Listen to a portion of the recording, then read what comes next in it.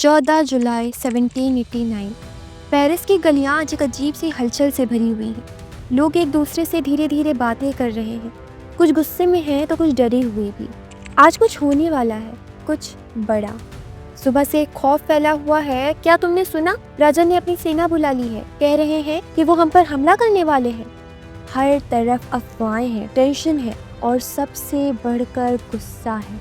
लोगों को लगता है कि अब और नहीं सहा जाएगा। शहर के हर कोने से हजारों लोग निकले, सब एक जगह इकट्ठा होने लगे। 7,000 से भी ज्यादा आदमी और औरतें एक साथ। ये कोई आम भीड़ नहीं थी, ये क्रांति की शुरुआत थी, ऐसे रेवोल्यूशन की दैट विल चेंज एवरीथिंग। लेकिन एक प्रॉब्लम थी, लड़ाई करने के लिए हथियार कहाँ से लाए? तो लोगों ने डिसाइड किया गवर्नमेंट बिल्डिंग्स को तोड़ दिया जाए, वहाँ से जो मिले उठा लो। और जब ये भी काफ़ी नहीं था तो सबसे बड़ा निशाना बना बास्टील प्रिजन। बास्टील एक ऐसी जगह जो सिर्फ एक जेल नहीं थी बल्कि राजा की टिरनी का सबसे बड़ा सिंबल थी। जो भी राजा के खिलाफ बोलता उसे यहाँ डाल दिया जाता। लोग इस जगह से नफरत करते थे और आज वही लोग बास्टील गिराने के लिए निकल पड़े। हजारों लोगों की भीड़ हाथ में जो भी मिला लेकर चल दी और फिर शुरू हुआ वो हमला जो फ्रांस की तकदीर बदलने वाला था। बास्टील के कमांडर ने रोका लेकिन भीड़ अब किसी के कंट्रोल में नहीं थी।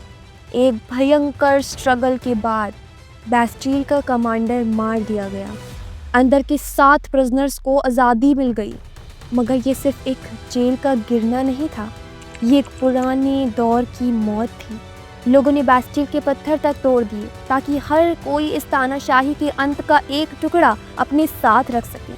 और अब एक नया दौर शुरू हो चुका था, पर यह दौर था गुस्से, भूख और एक ऐसे राजा के अंत का जो समझता था कि उसकी ताकत कभी खत्म नहीं होगी। लेकिन आखिर ऐसा क्या हुआ जिसने इस क्रांति को और तेज बना दिया? ऐसा हुआ क्या?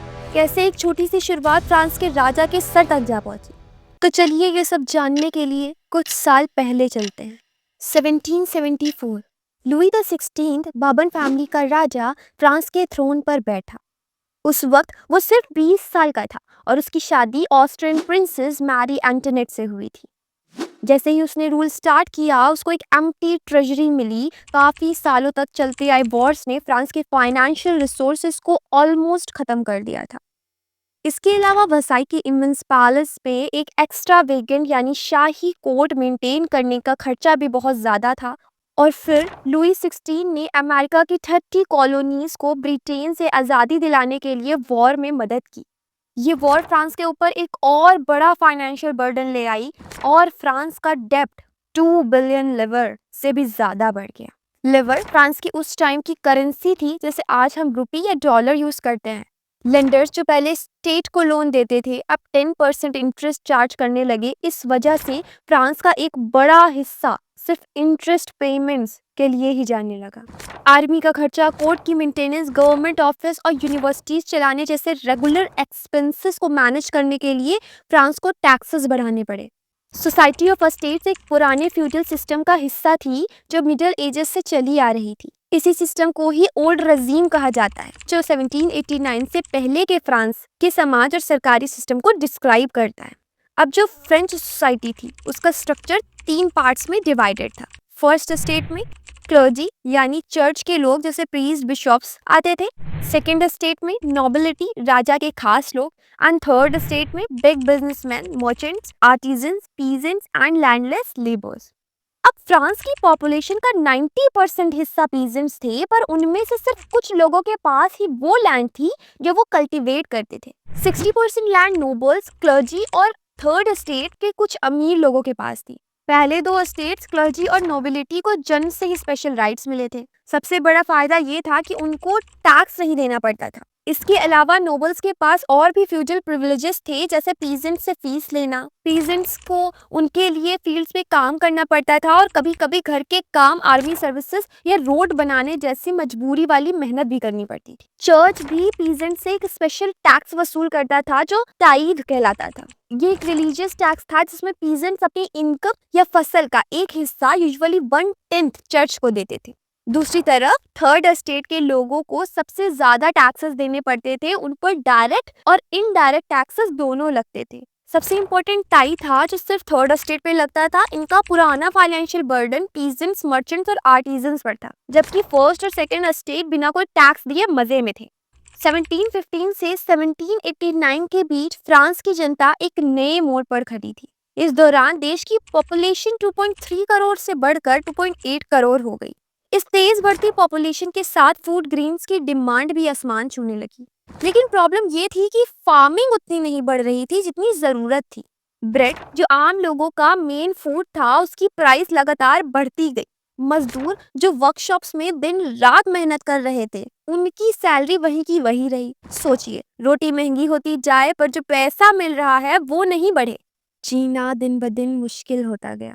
और अगर ड्राउट या हेल स्टॉर्म जैसा कोई नेचुरल डिजास्टर हो जाता तो सर्वाइवल और भी टफ हो जाता। फसल खत्म, खाना कम, भूख का अत्याचार, ये एक नया नियम बन गया था। ओल्ड रिजीम के दौरान ये प्रॉब्लम बार बार दिखाई देती थी। ये अनफेयर सिस्टम धीरे धीरे लोगों के मन में तेज गुस्सा भर रहा था। इस नाइंसाफी को एक इचिंग यानी ड्राइंग में क्लियरली दिखाया गया है।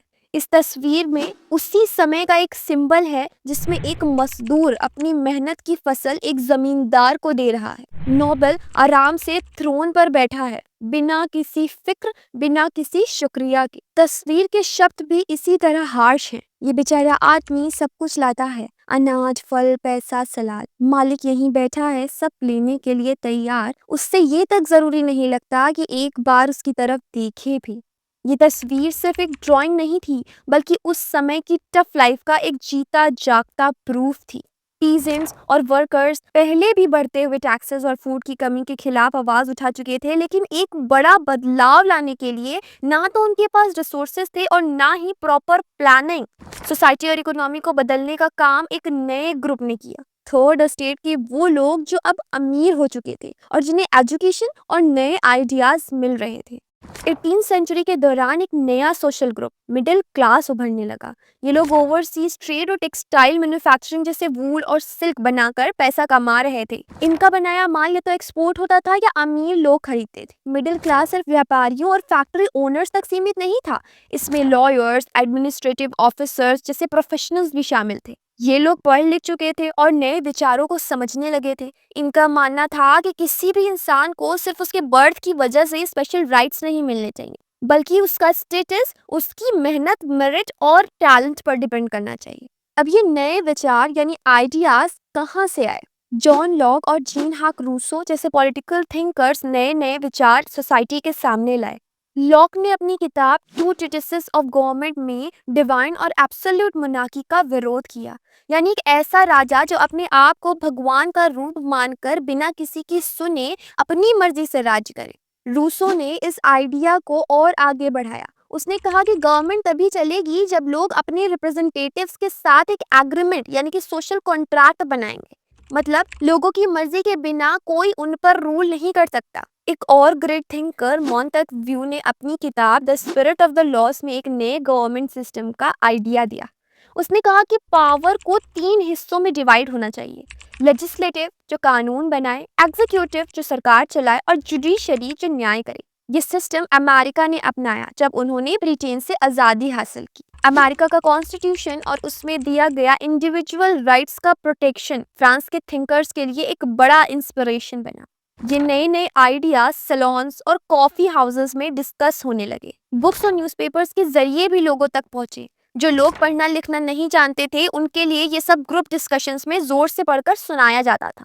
जब लुई 16 ने नए टैक्सेस लगाने का प्लान बनाया ताकि सरकार के खर्चे पूरे हो सके, तो लोगों का गुस्सा और बढ़ गया। अब लोग पुराने प्रिविलेज सिस्टम के अगेंस्ट खड़े होने लगे। पर ये नए विचार सिर्फ किताबों तक लिमिटेड नहीं थे, बल्कि लोगों की जिंदगी पर सीधा असर डालने लगे। ये सिर्फ मीटिंग्स और डिस्कशंस का हिस्सा नहीं थे, बल्कि एक अनफेयर सिस्टम के अगेंस्ट आम लोगों की हक की आवाज बन रहे थे। एक ऐसे ही इंसान थे जॉर्ज डिंटोन, जिन्होंने खुद इस बेइंसाफी का शिकार होने का दुख सहा। जॉर्ज डिंटोन, जो बाद में रेवोल्यूशन में एक्टिव हुए, 1793 में अपने एक दोस्त को लिखते हैं, मैं प्लसेस के रेसिडेंशियल कॉलेज में पढ़ा।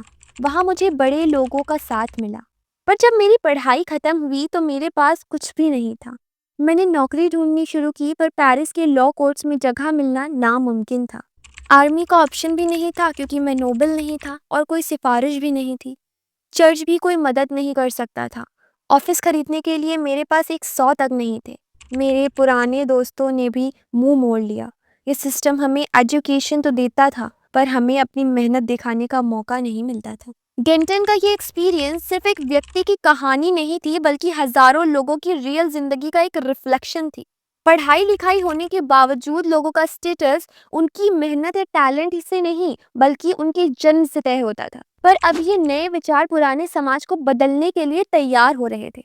फिर आते हैं आर्थर यंग, एक ब्रिटिशर जो 1787 से 1789 के बीच फ्रांस घूमे। वो लिखते हैं, जो आदमी अपने नौकरों को गुलाम बनाकर रखना चाहता है, उनके साथ बुरा बर्ताव करता है, उसे ये समझना चाहिए कि वो अपनी संपत्ति और जान को एक बड़े जोखिम में डाल रहा है।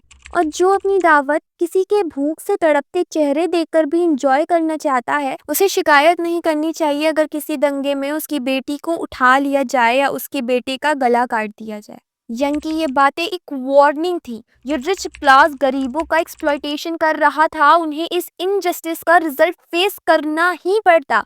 फ्रांस की सोसाइटी अब आग बन चुकी थी जो जलकर एक रेवोल्यूशन का रूप लेने वाली थी। उधर पेरिस में एक ऐसी ही हलचल थी जो नए दौर की शुरुआत बनने वाली थी। ये कहानी शुरू होती है 1774 में, जब लुई 16 ने फ्रांस का ताज पहना। ट्रेजरी खाली थी और लोगों में नाराजगी बढ़ रही थी। आगे चलकर 1789 में अस्टेट्स जनरल का बुलावा दिया गया, एक ऐसी सभा जिसमें तीनों वर्ग अपने प्रतिनिधि भेजते थे। 5 मई 1789 को वसाई के शानदार दरबार में ये सभा बुलाई गई। पहले दो स्टेट्स, क्लर्जी और नोबिलिटी, अपनी पुरानी शानो शौकत के साथ सामने बैठे, जबकि तीसरा स्टेट जिसमें आम लोग थे पीछे खड़े रहे। पीजेंट्स, आर्टिजन्स और महिलाएं इस सभा में शामिल नहीं हो सके, मगर उनके दुख दर्द 40,000 लेटर्स में लिख कर भेजे गए थे। अबे सियाइस, जो पहले एक प्रीस्ट थे, उन्होंने एक क्वेश्चन उठाया, what is the third state? उनका कहना था कि तीसरा स्टेट ही असल में पूरा देश है। लेकिन यहाँ भी पुराना सिस्टम चल रहा था, हर स्टेट को सिर्फ एक वोट मिलता। लेकिन इस बार थर्ड स्टेट के लोगों ने डिमांड की कि हर पर्सन का एक वोट हो, पर राजा ने मना कर दिया। 20 जून 1789 थर्ड स्टेट के लीडर मिरब्यू और अबे सियाई वसाई के एक टेनिस कोर्ट में इकट्ठा हुए और अनाउंस किया, अब ये लोग नेशनल असेंबली बना रहे हैं जो एक कॉन्स्टिट्यूशन लिखने तक रुकेगी नहीं। ये event the tennis court oath कहलाई, जिसमें नए फ्यूचर की कसम खाई गई। इसी बीच एक और क्राइसिस खड़ा हो गया।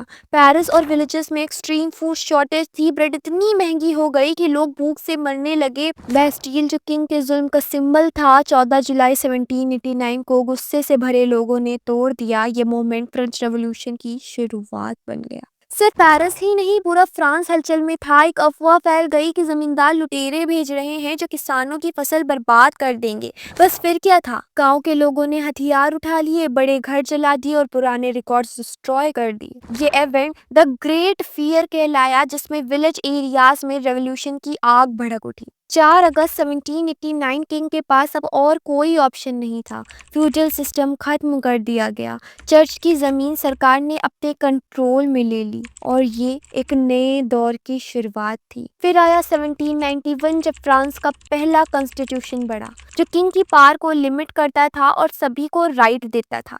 लेकिन किंग और लोगों के बीच की लड़ाई अभी भी खत्म नहीं हुई थी। 1792 से 93 मोनार्की गिर चुकी थी और फ्रांस एक रिपब्लिक बन गया था। लुई 16 को फांसी दे दी गई, लेकिन पॉलिटिक्स अब भी अनस्टेबल थी। जाकेबिन्स का रूल आया, फिर डायरेक्टरी ने कंट्रोल संभाला। 1804 में नेपोलियन फ्रांस का किंग बन गया और पूरे यूरोप में अपनी पावर बढ़ाने लगा। लेकिन 1815 में वाटरलू की लड़ाई ने उसकी पावर को तोड़ दिया और एक नया दौर का स्टार्ट हुआ। ये सिर्फ एक किंग के गिरने की कहानी नहीं थी, ये सोशल चेंज और डेमोक्रेसी की शुरुआत थी जो दुनिया भर के लोगों के लिए एक इंस्पिरेशन बन गई।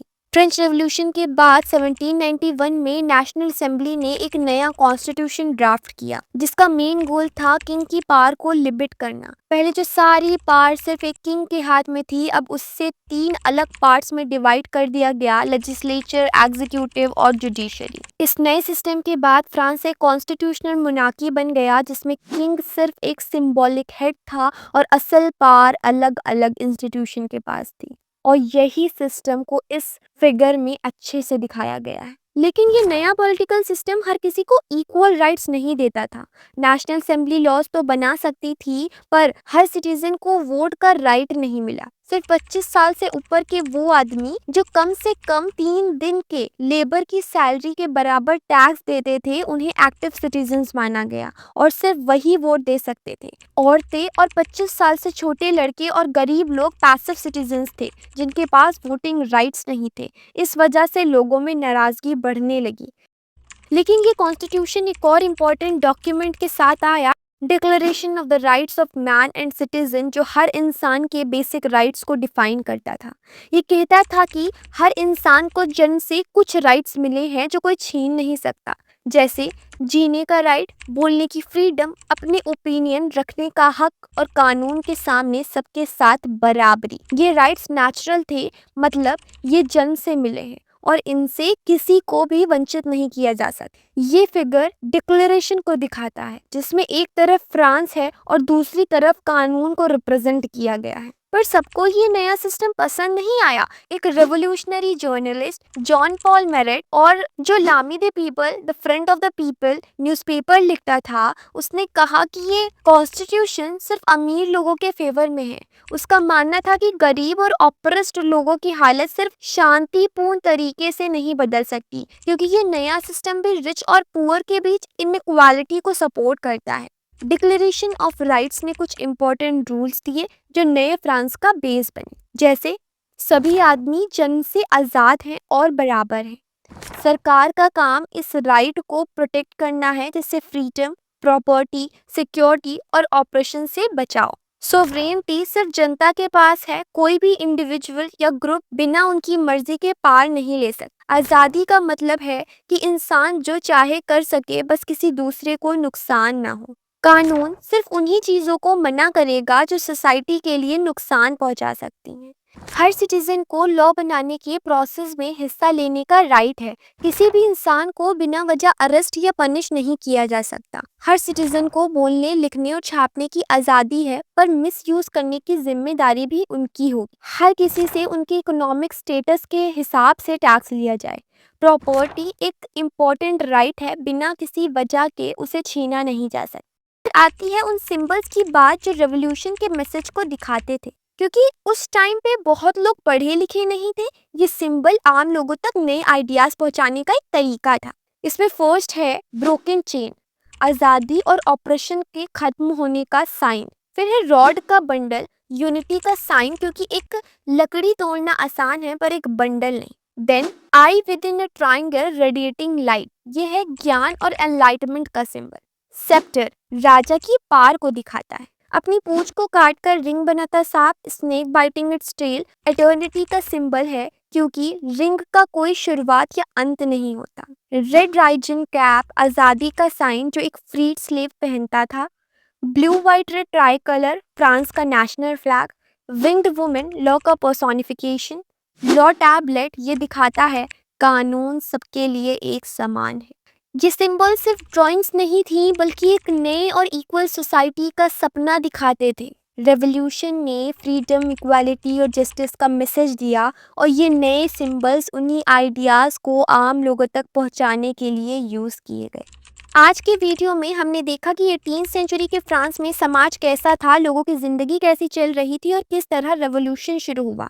हमने जाना कि struggle to survive, middle class की बढ़ती पार और प्रिविलेजेस के खिलाफ आवाज़ उठने ने कैसे फ्रेंच रेवोल्यूशन को जन्म दिया। साथ ही हमने देखा कि फ्रांस एक कॉन्स्टिट्यूशनल मोनार्की कैसे बना। लेकिन ये कहानी यहीं खत्म नहीं होती। अगले वीडियो में हम फ्रांस की रिपब्लिक बनने, रेन ऑफ टेरर और नेपोलियन के आने तक का सभी इंपॉर्टेंट इवेंट्स कवर करेंगे। साथ ही हम देखेंगे कि औरतों का क्या रोल रहा और फ्रेंच रेवोल्यूशन के लोगों की डेली लाइफ पर क्या असर पड़ा। तो बने रहिए अगले पार्ट के लिए, जिसमें हम इसी कहानी का अगला और भी एक्साइटिंग चैप्टर एक्सप्लोर करेंगे। तो आज का चैप्टर यहीं खत्म करते हैं और मिलते हैं नेक्स्ट वीडियो में। तब तक के लिए बाय बाय।